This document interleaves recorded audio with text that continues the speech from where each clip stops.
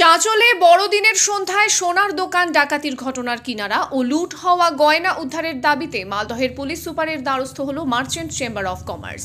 সন্ধ্যায় ব্যবসায়ী সমিতির এক প্রতিনিধি দল পুলিশ সুপারের সঙ্গে সাক্ষাৎ করে স্মারকলিপি তুলে দেন। বড়দিনের সন্ধ্যায় মহকুমা শহর চাঁচলে সোনার দোকানে প্রায় 5 কোটি টাকার গয়না লুটের ঘটনা ঘটে। ওই ঘটনার ইতিমধ্যেই 10 দিন কেটে গিয়েছে। এ পর্যন্ত পুলিশ একজন লিঙ্কম্যানকে গ্রেফতার করলেও দুষ্কৃতী দলকে এখনও গ্রেফতার করতে পারেনি। উদ্ধার হয়নি লুট হওয়া প্রচুর গয়না।